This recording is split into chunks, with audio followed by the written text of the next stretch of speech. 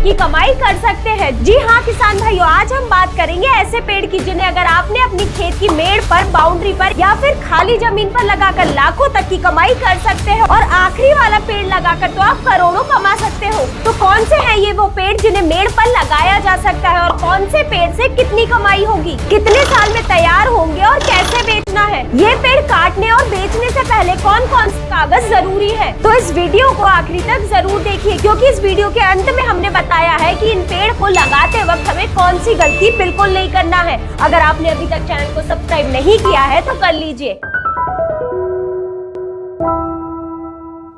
नमस्कार किसान भाइयों, स्वागत है आपका कात्यायनी ऑर्गेनिक्स के यूट्यूब चैनल में। तो चलिए बिना देरी करे इस वीडियो को शुरू करते हैं। तो तीसरे नंबर पर आता है व्हाइट सैंडलवुड यानी कि सफेद चंदन। चंदन की खुशबू तो भारत के हर एक व्यक्ति के लिए लोकप्रिय है, लेकिन इस सफेद चंदन की खासियत है इसका हार्डवुड और उससे निकलने वाला तेल। इस चंदन का उपयोग परफ्यूम या इत्र, कॉस्मेटिक, रिलीजियस प्रोडक्ट या एसेंशियल ऑयल जैसे कई क्षेत्रों में किया जाता है। सफेद चंदन की खास बात यह है कि यह अर्धपरजीवी यानी कि सेमी पैरासिटिक पेड़ है, मतलब इसकी जड़ों को अच्छी बढ़वार के लिए होस्ट पौधे से पोषक तत्व प्राप्त करने में मदद मिलती है। इसीलिए खेत की मेड़ पर ये चंदन लगाते समय इसके साथ उपयुक्त होस्ट पौधे लगाने की भी जरूरत होती है, जैसे कि अरहर या फिर कोई भी फलदार पौधे। और ये चंदन के पेड़ अच्छी जल निकासी वाली रेतीली मिट्टी या फिर दोमट मिट्टी में अच्छी तरह विकसित हो पाते हैं। अब आता है सबसे महत्वपूर्ण सवाल, ये चंदन का पेड़ कितने साल में तैयार होता है। अगर बात करें एक पौधे में अच्छी कॉमर्शियल हार्डवुड डेवलप होने में कम से कम लगभग 12 से 15 साल का समय लगता है और ये एक पौधे से तकरीबन 12 से 20 किलो तक का हार्डवुड मिलता है। और इस हार्डवुड की कीमत की बात करें तो प्रति किलो 8,000 से लेकर 15,000 रुपए तक की होती है। मतलब कि ये सफेद चंदन की खेती आपके लिए एक अच्छी कमाई का जरिया बन सकता है। अब बात करते हैं दूसरे नंबर पर आने वाले पेड़ की, वही है रेड सैंडलवुड यानी कि लाल चंदन का पेड़। ये पेड़ लगाना उन किसानों के लिए बेहतर है जहाँ पर बारिश कम होती हो या फिर जहाँ पर गर्मी की परिस्थितियाँ बनी रहती है। ये लाल चंदन बहुत ही मजबूत और प्रतिकूल परिस्थितियों को सहन करने वाला पेड़ माना जाता है। ये पेड़ तेज धूप वाली और अच्छी जल निकासी वाली जगह पर अच्छी तरह विकसित हो सकता है। इसकी खासियत ये भी है कि ये फसल में नाइट्रोजन फिक्सेशन करने में भी मदद करता है। यही वजह है कि इसे खेत की मेड़ पर या फिर बॉर्डर पर लगाना बहुत ही ज्यादा फायदेमंद होता है हर किसान के लिए। और इस चंदन के पेड़ में अच्छे हार्डवुड तैयार होने में लगभग 15 से 20 साल या फिर उससे भी ज्यादा का समय लगता है। अब वही बात करें कि इसका उपयोग कहाँ कहाँ होता है, तो इसका उपयोग पूजा पाठ की सामग्री, फर्नीचर, डाई और कई सारी दवाइयों में किया जाता है। और वही इसकी कीमत की बात करें तो प्रति किलो 5,000 या फिर उससे भी ज्यादा देखने को मिल सकती है। ये लाल चंदन के पेड़ की कीमत मुख्यतः उसके हार्डवुड की क्वालिटी पर निर्भर करती है। अब नंबर 1 पर आता है ये पेड़ जो सबसे ज्यादा दामों में बिकता है, वही है ये अगरवुड। अगरवुड को दुनिया की सबसे महंगी सुगंधित लकड़ियों में गिना जाता है। इसका इस्तेमाल वुड ऑयल और महंगे परफ्यूम में किया जाता है। लेकिन एक बहुत जरूरी बात, अगरवुड का पेड़ अपने आप खुद एक महंगी लकड़ी नहीं बन जाता। इसमें असली कीमत उस रेजेनियस हार्डवुड की होती है जो विशेष प्रक्रिया के बाद विकसित होता है। आमतौर पर इन पेड़ों में 6 से 8 साल की उम्र के बाद विशेष फंगल प्रक्रिया की जाती है, जिसके बाद पेड़ के अंदर सुगंधित रेजिन बनना शुरू होता है।